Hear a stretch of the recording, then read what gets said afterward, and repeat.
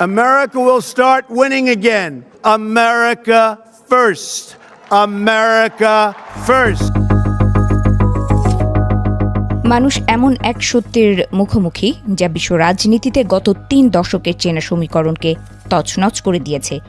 যে আমেরিকাকে ভাবা হতো অপরাজেয়, যাদের সামরিক শক্তি আর অর্থনৈতিক নিষেধাজ্ঞা ছিল বিশ্বের শেষ কথা, সেই ওয়াশিংটন আজ এক কঠিন চোরাবালিতে আটকা পড়েছে। পারস্য উপসাগর থেকে শুরু করে ইউক্রেন, প্রতিটি রণক্ষেত্র আজ এক নতুন সংকেত দিচ্ছে আমেরিকা প্রিম্যাসি বা মার্কিন একাধিপত্যের দিন কি তবে শেষ? ৩ দশক ধরে হোয়াইট হাউসের ধারণা ছিল উন্নত যুদ্ধবিমান আর শক্তিশালী নৌবহর দিয়ে বিশ্বকে নিয়ন্ত্রণ করা সম্ভব, কিন্তু এশিয়া টাইমসের সাম্প্রতিক বিশ্লেষণ বলছে ভিন্ন কথা। ব্রিটিশ সাম্রাজ্য সুয়েজ খালে যা শিখেছিল, সোভিয়েত ইউনিয়ন যা শিখেছিল আফগানিস্তানে, আমেরিকা আজ সেই একই তিক্ত পাঠ শিখছে মধ্যপ্রাচ্যে।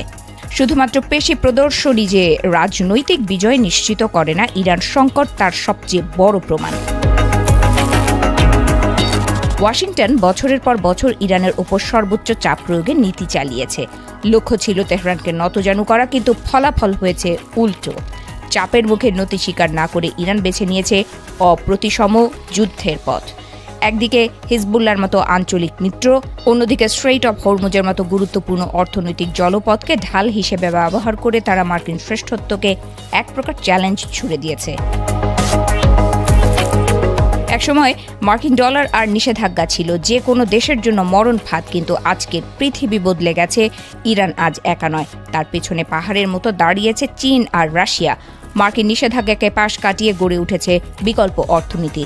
ডলারের বাইরে লেনদেন আর ব্রিক্স ব্লকের বিস্তার প্রমাণ করছে যে ওয়াশিংটনের অর্থনৈতিক চাবুক এখন অনেকটাই ধারহীন।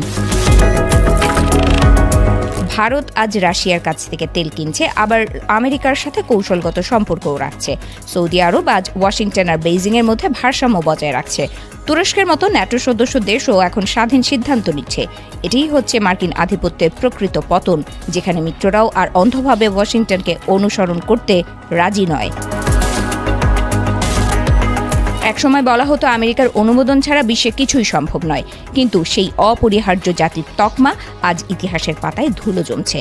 পারস্য উপসাগরের অস্থিরতা বিশ্ব অর্থনীতিতে যে কম্পন সৃষ্টি করেছে তা বুঝিয়ে দিয়েছে যে ছোট শক্তিও যদি কৌশলগতভাবে গুরুত্বপূর্ণ অবস্থানে থাকে তবে তারা পরাশক্তিকে থমকে দিতে পারে।